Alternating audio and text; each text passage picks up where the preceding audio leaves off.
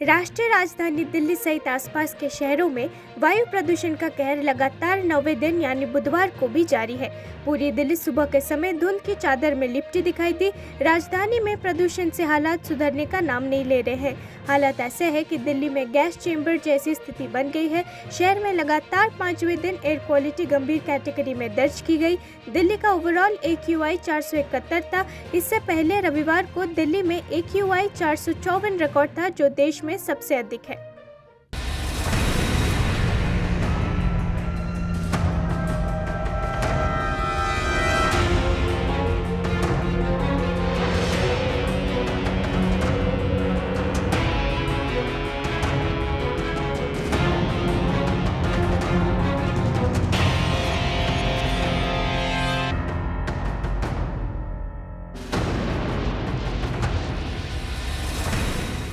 Smoke की वजह से परेशानी तो है, लोगों को घुटन हो रहा है और बहुत परेशानी है। जिसको बीमारी है, जिसको दिक्कत है, उसको बहुत ज़्यादा घुटन हो रही है, सांस लेने में दिक्कत हो रही है। तो इसको सरकार को कुछ करना चाहिए, इस बात में सोचना चाहिए इस चीज़ के लिए। आगे क्या बताएं, बस यही आप तो देख रहे हैं मौसम कैसा हो रहा है, प्रदूषण बढ़ रही है। तो दिल्ली के साथ साथ देश की आर्थिक राजधानी कही जाने वाली मुंबई की आबोहवा में प्रदूषण फैल गया है। इतना ही नहीं, वायु गुणवत्ता खराब होने के कारण आज सुबह मुंबई में धुंध की परत दिखाई दी। सफर इंडिया के अनुसार शहर का समग्र AQI 149 रहा। श्रेणीवार AQI मध्यम समूह में रहा। लोगों को लंबे समय तक बाहर जाने से बचने की सलाह दी गई है।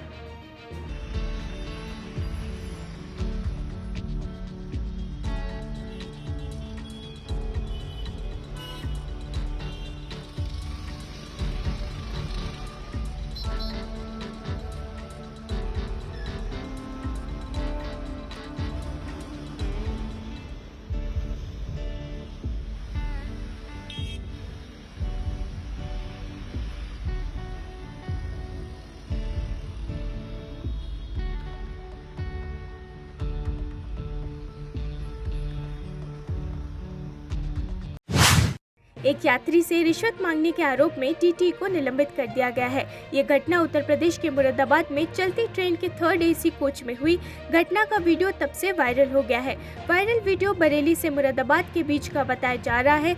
वीडियो वायरल होने के बाद DRM RK सिंह ने वाणिज्य निरीक्षक को मामले की जाँच सौंपी।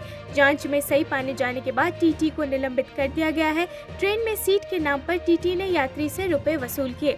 TTE द्वारा यात्री से अवैध वसूली करते हुए किसी शख्स ने वीडियो बना लिया। वीडियो वायरल हुआ तो रेलवे विभाग में हड़कंप मच गया। वायरल वीडियो GRP क्षेत्र बरेली का बताया जा रहा है। वहीं रिश्वत लेने का मामला नौचंदी एक्सप्रेस का है। अभी वो वीडियो हमने देखी, उसमें एक 2 मिनट के आसपास की 1.5 मिनट की वीडियो है। तो उस TTE को प्रथम दृष्टया दोषी मानते हुए उसको सस्पेंड कर दिया गया है। उसके खिलाफ कार्रवाई प्रॉपर तरीके से पूरी जांच करके की जाएगी। तो कोई भी रहेगा, चाहे वो खुद रेलवे कर्मचारी रहेगा, अगर कोई गलती करता है तो उसके खिलाफ भी उतनी ही कठिनता से कार्रवाई की जाएगी। आजकल वो चार्ट वाला सिस्टम चला गया। जब तुम हो तो फिर हमें कोई नहीं, आप छोड़ दो, चलो आपको तो कोई दिक्कत नहीं है। हरियाणा के मुख्यमंत्री मनोहर लाल खट्टर ने कहा कि हरियाणा पराली जलाने के मुद्दे पर पंजाब की मदद करने के लिए तैयार है। उन्होंने कहा कि ये कोई राजनीतिक मुद्दा नहीं है और पराली जलाने पर राजनीति करने वालों को इससे कोई फायदा नहीं हो रहा है, बल्कि इसका असर उन पर ही पड़ रहा है। हरियाणा के CM मनोहर लाल खट्टर ने कहा, ये दुर्भाग्यपूर्ण है कि कुछ लोग इस पर राजनीति करते हैं। इस पर किसी भी राजनीति से उन्हें कोई लाभ नहीं मिल रहा है, बल्कि इससे उन पर असर पड़ रहा है। मैं दिल्ली के मुख्यमंत्री अरविंद केजरीवाल और पंजाब के मुख्यमंत्री भगवंत मान से अपील करता हूं कि हम उनकी मदद के लिए उपलब्ध हैं। ये कोई राजनीतिक मुद्दा नहीं है। आपने स्वयं कहा है कि ये राजनीतिक विषय नहीं है, राजनीति होनी भी नहीं चाहिए। बहुत दुर्भाग्यपूर्ण बात है कि कोई राजनीति करते हैं और राजनीति करने वालों को इसका लाभ नहीं हो रहा है, क्योंकि राजनीति तो उल्टी उनके सिर पड़ रही है। हरियाणा में जब आप कह रहे हैं कि हरियाणा हमने बहुत कुछ कंट्रोल कर लिया है, जो है वो भी हम ठीक करेंगे, लेकिन पंजाब में और ज़्यादा हो रहा है, उसका वो नहीं होना चाहिए। लेकिन दूषित हवा की कुछ सीमाएं तो है नहीं। जो पंजाब में पराली जलती है, लॉस तो उसका जनता को, हरियाणा की जनता को भी हो रहा है, दिल्ली को भी होता है, सब होता है। लेकिन हम सब मिलकर के उस समस्या का समाधान करें और पराली जलाने वाले जो किसान हैं वो न जलाएं, उनको सुविधाएं, उनको सब्सिडी, उनको इम्प्लीमेंट्स ये सब उपलब्ध कराएं ताकि, और आज पराली एक कमर्शियल चीज़ बन चुकी है उसकी। मध्य प्रदेश चुनाव में बीजेपी के स्टार प्रचारक और नरसिंहपुर से बीजेपी उम्मीदवार केंद्रीय मंत्री प्रहलाद पटेल का मंगलवार को छिंदवाड़ा में दर्दनाक एक्सीडेंट हो गया। इस दुर्घटना में केंद्रीय मंत्री घायल हो गए हैं। इस घटना के बाद केंद्रीय मंत्री प्रहलाद पटेल ने जानकारी दी कि ये बहुत ही दर्दनाक और डरावनी घटना थी। मेरे ड्राइवर ने जिस सूझबूझ से दुर्घटना को टालने की कोशिश की उससे हमारी जान बच गई, नहीं तो पता नहीं क्या हो जाता। लेकिन इस हादसे में एक शख्स की मौत हो गई जिसका हमें बहुत दुख है। दर्दनाक और हृदय विदारक आज की घटना है और ड्राइवर ने जिस ढंग से उन्हें बचाने की कोशिश की उसमें हम खाई की तरफ गए। और उससे ज्यादा दुखद समाचार ये है कि जब मैं गाड़ी से निकलने के बाद गाड़ी लाक हुई तो बाहर आके जब रोड पर उनको मैंने घायल देखा तो पहली बार मुझे लाचारी महसूस हुई कि हम चाह कर भी कोई मदद नहीं कर सकते। बाद में जो सूचना मिली है उसमें एक बच्चे का निधन हुआ है। हम अगर उस को नहीं बचा पाए, ये सच है। मुख्यमंत्री जी ने मुझसे बात की है तो उन्होंने कहा कि उनको मदद मिलेगी, लेकिन ये सच है। भाजपा नेता और केंद्रीय गृह राज्य मंत्री नित्यानंद राय ने शिक्षा की भूमिका और जनसंख्या नियंत्रण में महिलाओं की भूमिका के बारे में अपमानजनक टिप्पणी के लिए बिहार के मुख्यमंत्री नीतीश कुमार पर निशाना साधा।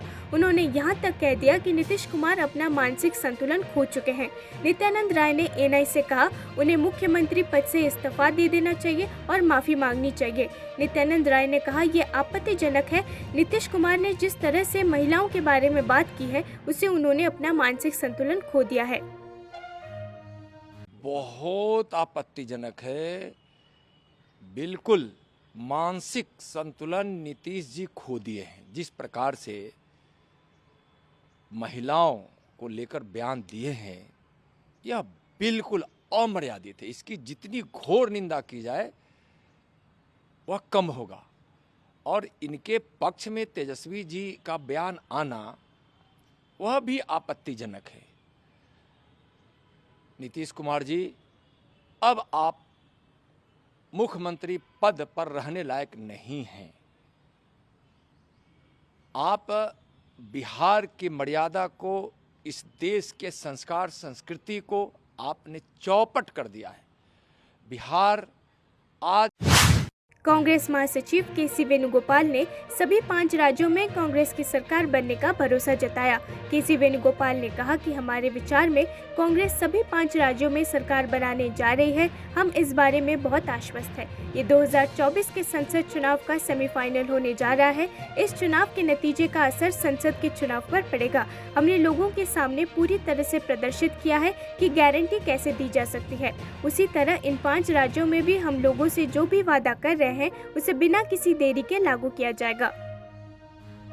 We are very confident. All these 5 state election, in our view, Congress is going to form the government in all 5 states. We are very confident on that. Sir, certainly, actually this is going to be a semi-final of the 2024 parliament election. The election result of these states will have an impact on parliament election. Congress is giving, sir, guarantee. Do you think Congress, the people will consider this 5 states election? People will consider Congress on these guarantees because BJP is continuously attacking on you. Wow, let them attack on what? Bihar के मुख्यमंत्री नीतीश कुमार ने राज्य विधानसभा में जनसंख्या नियंत्रण में शिक्षा और महिलाओं की भूमिका को समझाने की कोशिश के दौरान अपमानजनक भाषा के इस्तेमाल के लिए माफी मांगी। आपको बता दें कि बिहार के मुख्यमंत्री नीतीश कुमार ने अपनी अपमानजनक यौन शिक्षा टिप्पणी पर हंगामा मचने के बाद माफी मांग ली है। अगर मेरी कोई बात कहना गलत था तो मैं इसके लिए माफी मांगता हूं। इसको हम वापस करते हैं और अगर मेरे किसी बात से कोई इसकी निंदा कर रहा है तो भाई हम वापस करके और निंदा हम अपने कर लेते हैं, माफी मांगते हैं।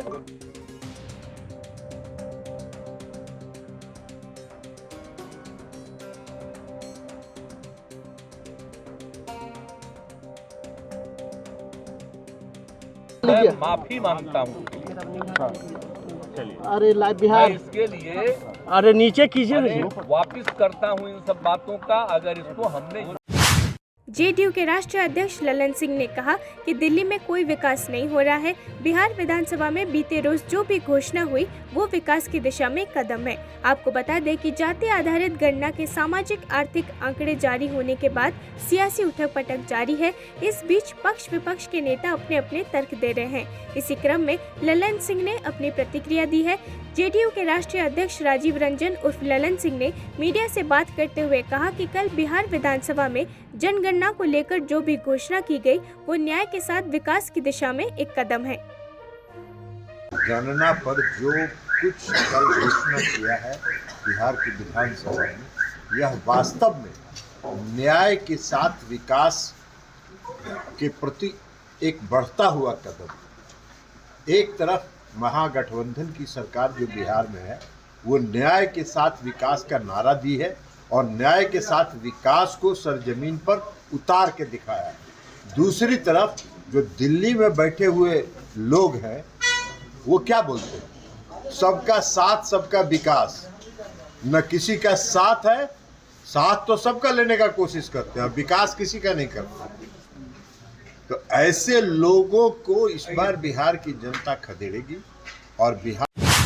केंद्रीय गृह और सहकारिता मंत्री अमित शाह ने नई दिल्ली में राष्ट्रीय सहकारी ऑर्गेनिक्स लिमिटेड द्वारा सहकारिता के माध्यम से जैविक उत्पाद को बढ़ावा देने पर आयोजित एक राष्ट्रीय संगोष्ठी को संबोधित किया। इस संगोष्ठी में शाह ने कहा कि वाराणसी में ऑर्गेनिक फर्टिलाइजर बनेगा। कृषि उत्पादों में देश आत्मनिर्भर है और सरप्लस है, लेकिन सरप्लस में चूक भी हुई है, गलतियां हुई है, इसलिए उसे ठीक करना है। अमित शाह ने कहा खाद और कीटनाशक के ज्यादा इस्तेमाल ने ज्यादा दिक्कतें पैदा की है, भूमि और पानी को प्रदूषित किया है, इससे बीमारियां बढ़ी हैं। शाह ने कहा हमारे देश में कैंसर ट्रेन चलती है। खाद और कीटनाशकों के ज्यादा इस्तेमाल से लोग कैंसर से ग्रसित हो रहे हैं, बीपी शुगर बढ़ रहा है, इसलिए प्राकृतिक खेती की ओर जाना है। देश के प्रधानमंत्री नरेंद्र मोदी जी ने आजादी के अमृत महोत्सव में हम सब के सामने आत्मनिर्भर भारत के सूत्र को सार्थक करने के लिए कई लक्ष्य रखे। उसमें से एक लक्ष्य प्राकृतिक खेती का है। प्राकृतिक खेती का लक्ष्य अगर सिद्ध करना है तो कई मोर्चों पर न केवल काम करना पड़ेगा, सारे मोर्चों